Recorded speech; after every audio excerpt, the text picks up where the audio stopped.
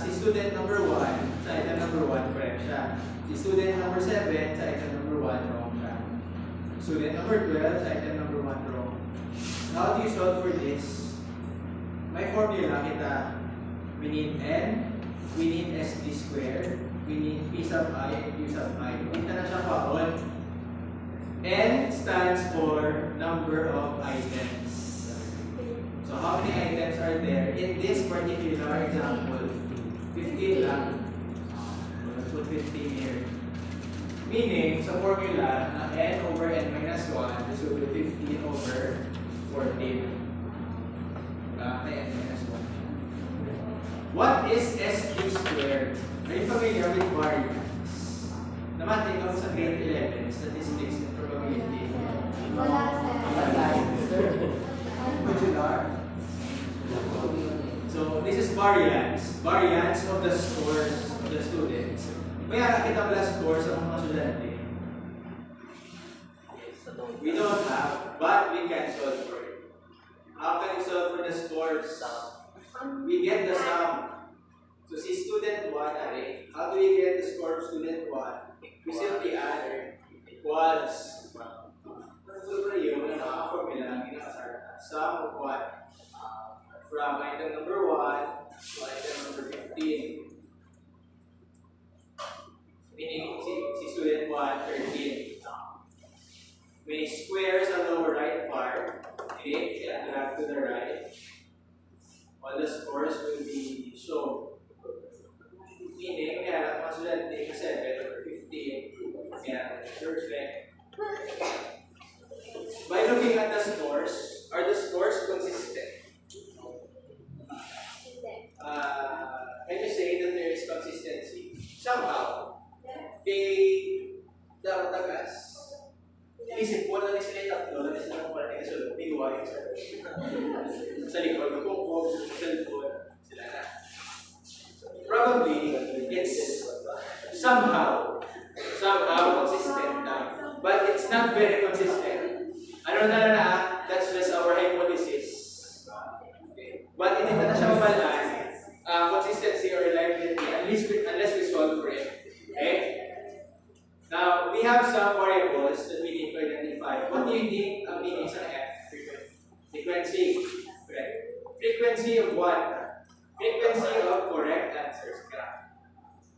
So, how do you identify the frequency of correct answers? Sa item number 1, ilan na correct? 13. Paano pa 13? Inisip or sum. Sum of yan. Frequency of those who got it right. 12, meaning 10 lang. 10 lang. At 10 to 12 students na lang. May square sa lower right, drag down, until here. Okay? Now, this is your P sub I. Hindi na sa pi na PI, na 3.14. It's P sub I. It's the difficulty index. Ginagamit ko lang variable ng P and Q so that it will be consistent sa formula.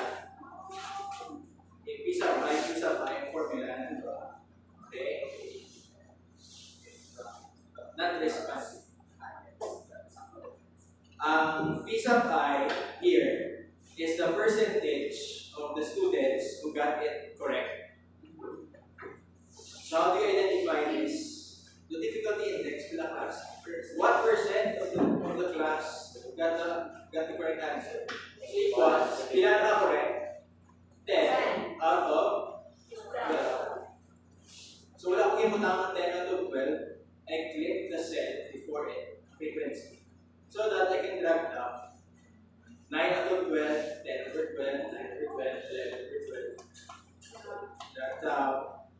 So this column will show the percentage of students who got the correct answer in that particular item. Next, si Q sub I naman, kung ang P is correct, si Q naman is wrong. Percentage of students who got the wrong answer.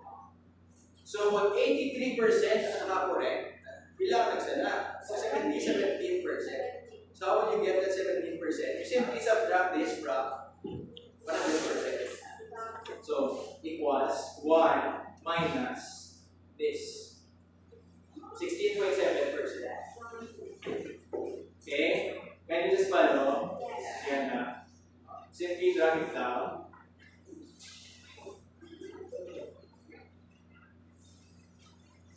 Ano siya, PK? P sub I, if you put together two expressions, one operation siya, multiplication. So P sub I times Q sub I. So equals P sub I times sa Excel, ano siya times? Asterisk times Q sub I. 0.139. Drag it out. Okay. So identify na ang mga kailangan sa dire. We need SD squared. Ano ni siya kasi wala na niya ang letter S para nakita.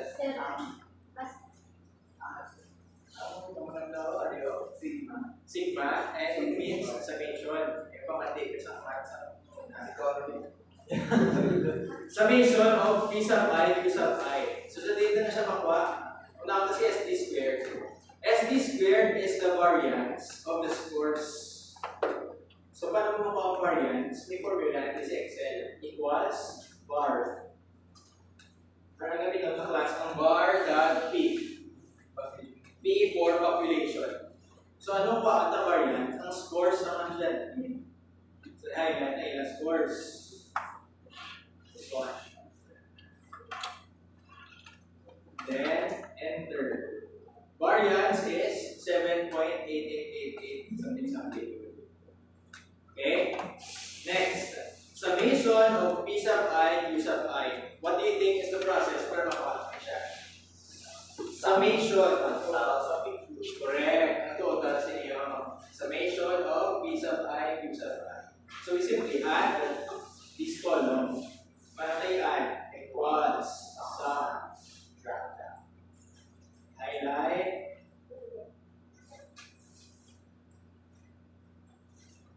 That's around 2.486. Hindi kita class manually encode 2.486. So dili ka cell.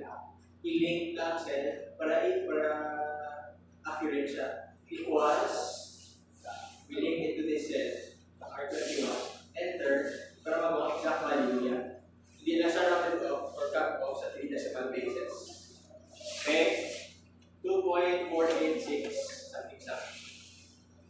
Here, finally, we need to identify the KR20 or internal consistency or the reliability following this formula. So ano ni siya ang formula na niya? So the KR20 score equals, what is N? 15 over 15 minus 1 times, what is our SD squared? 7.89. Tutang talang tatanay, pero hindi tayo round off currently. We only round off sa final answer. Minus, this is the summation na. Summation na siya. 2.486 all over SD squared yapon, 7.89. So how do you encode this in Microsoft Excel? Hindi na ka manually. So it's equals, okay, parenthesis, putang parenthesis in your N is 15 over 15 minus 1 pa. Diretso na lang 48. Okay? Times.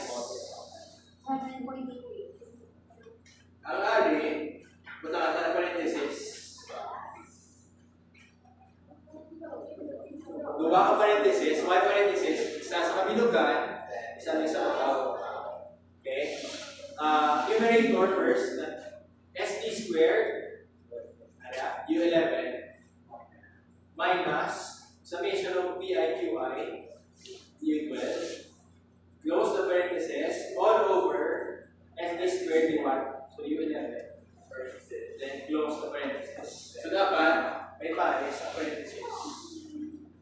Okay, enter, we got 0.7337, 0.73. What is the meaning of that 0.73? We go back to our, ano siya?